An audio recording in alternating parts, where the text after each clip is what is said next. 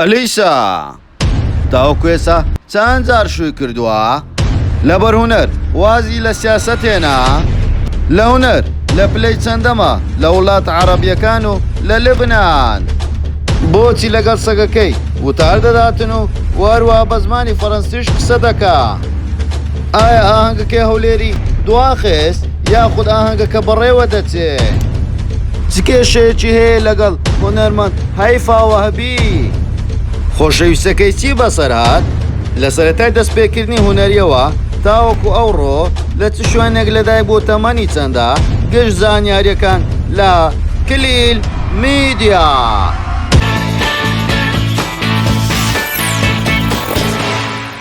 سلااو لە کلیل میدیاوە پێشەوەی سەری ڤیددیۆکەمان بکەیت لایک و کۆمنت و شێرتان لێبیر نەچێ و هەروە سەبسکرایبی کەناڵەکەشمان بکۆزان گۆڵەکەشدا بگرە بۆ ئەوەی تو یەکەمی کەسبی کە ڤیددیۆیەکانمان ببینێ.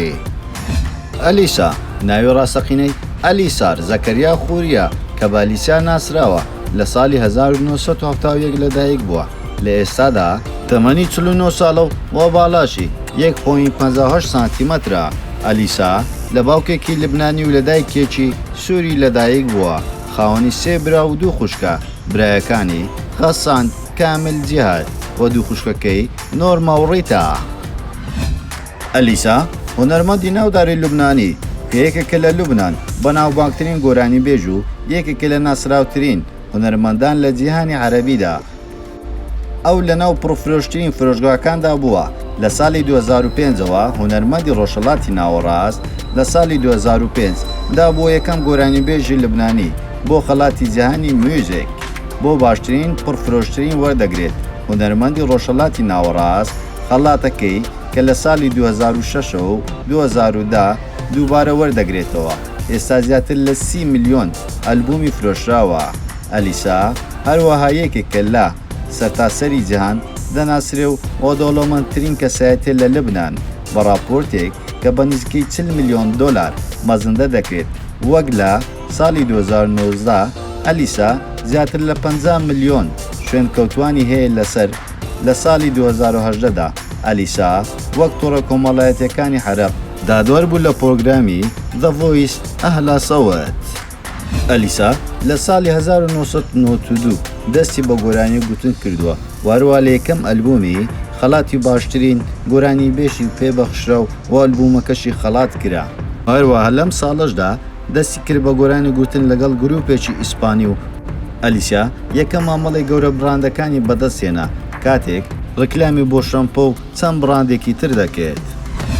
ئەلیسا تا چه هەستێکی خوێندووە ئەو دەرچووی زانکۆی لبنانیە لەگەڵ پلەی زانستی سیاسی.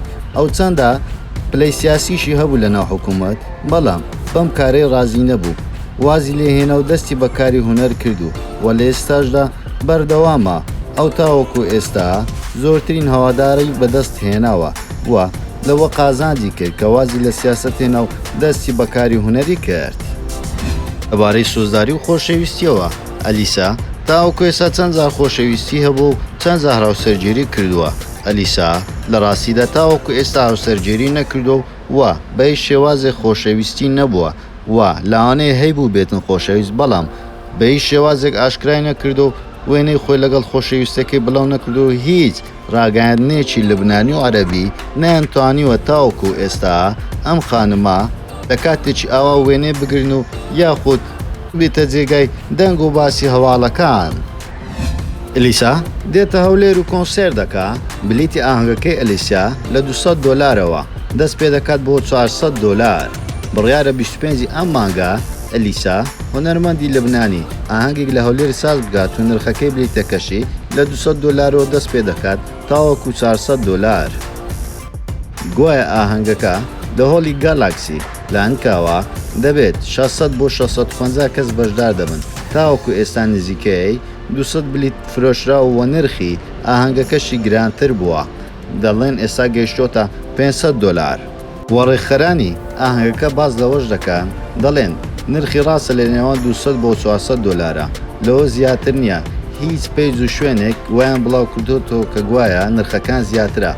بەڵام ئەو هەواڵانە دوورن لە ڕاستی و ڕاز نین. ئێمە لەگەڵ ئەو بڕەپارەیە ژەمە خواردنێکیش پێشکەش دەکەین. واروەها ئەم ئاهەنگە دەبێت یەکەمین ئاهەنگ لە دوای بڵاوبوونەوەی ڤایرۆسی کۆرۆنا سازی بکات هونەرمەند ئەلیسا و ئەو هەواڵەش ڕاستەوخات و ئەلیسا لە ڕۆژیەکی ئەم مانگا لە پێیجی خۆی پۆستێکی کردبوو نووسی بووی پەلەمە بۆ ئەوەی لە هەولێر بتانبینم و ئەمەش تەنها خەڵکی هەولێر ناسنەوە ئاهەنگە بەڵکو بگرە لە تەواوی عێراق لە بەغداوە تاوەکو زاخۆ هەموو خەڵقی عێراق دێنە شاری هەولێر و دەچنە ئەم کۆنسێرتەی خات و ئەلیسا. ئەلیسا ڕاستە کەسایەتێکی بەناوبانجی هەیە لە لبنان و لە دەرەوەی لبنان و لە وڵات عەرەبیەکان بەڵام ئەویش بێبەش نەبووە لە ڕەخنە و ڕەخنەگران و چەندی تۆمەتیان تاوەکو ئێستا خستۆتە باڵ. یەکێک لەم تۆمەتانە کۆنسێرتی مەسکی بوو. ڕەوەندە عەرەبیەکان لەو وڵاتە وێنەکانی دەبنە جێی باسی میدیای هونەریەکان بەهۆی ئەوەی وەک دەرکەوتووە سکی پڕە و هەوادارانی داوای ڕوونکردنەوەی لێ دەکەن. تۆنی دیزاینەری ناوداری لبنانی لە ڕوونکردنەوەیەک بۆ میدیاکانی گوت پێم سەیرە خەڵک پرسیاری سکپڕیش لە ئەلیسیا دەکەن لەبەر ئەوەی لە کاتێکدا ئەو ئەستێرەی شووی نەکردو و ئەو خانمە سکی پڕ نییە بەڵکو بگرە دیزایانی عەزەکەی من وا خۆی پیشانداەوە کە ڕەنجی سەوزە بۆیە ئاوا دەرکەوتووە. بەڵام هەر کاتێک سەیری دەکەی وا هەز دەکەی کە دووگیانە وەڕەخنەی دووەمیش کە دەنگوویەکی ئەکجار زۆری بەدوای خۆی داهێنا لە ئەلیسیا. ئەلیسا کاتێک لە وڵاتی فەڕەنسا کۆنسێرتێک دەکاتن بەخۆی وەسەگەکەی دەڕواتە دیداری هەوادارانی و چەند وتەیەک دەداتن بە زمانی فەڕەنسی بۆیە بۆ جێگای ڕەخنەگران دەڵێن قەینا ئەوی سەگەکەی هێنا و دڵی نەهاتووە بەجێ بێڵێ بەڵام ئەی بۆ بە زمانی فەڕەنسی وتەکانی دەڵێتن لەبەرەوەی ئەو کەسانێک کە دەچنە ئاهەنگی ئەلیسا هەموو عەرەبن وێ لەم زمانە فەڕەنسیە تێناگەن و ئەلیسیاش لەم حالەتە بەبێ دەنجی دانیشت و هیچ وەڵامێکی نەداوە و ئاهەنگەکەشی بەسەرکەوتوی کۆتایی پێهێنا و باشترین ئاهەنگ و پڕبینەترین ئاهەنگ دەرچۆ. زۆر سپاس بۆ سیرکردنی تەواوی ڤیدیۆیەکەمان ئەو پێتان خۆش ئەم جارە لەسەر چ کەسایەتێکی بەناوبانجی کوردستان یاخود کەسایەتی جیهان ڤیدیۆ دروست بکەین بۆمان ناوی لە کۆمنت بنووسە و هەروە لایک و کۆمنت و شێرتان لەبیر نەچێتن و بۆ سەبسکرایبی کەناڵەکەشمان بکەن و زەنگۆڵەکەش دابگرێن بۆ ئەوەی تۆ یەکەمین کەس بی بابەتەکانمان ببینی و دوور نەکەوێت لە هەواڵەکانمان. هیوادارین گشت ڤیدیۆی کەناڵەکەمانتان بەدڵ بێتن و هەر ڕەخنە و پێشنیارێکیشتان هەیە بۆمان بنووسن بە ڕەخنەکانتان گەورەمان دەکەن. هەموو کات لەگەڵتانین لە کلیل میدیا.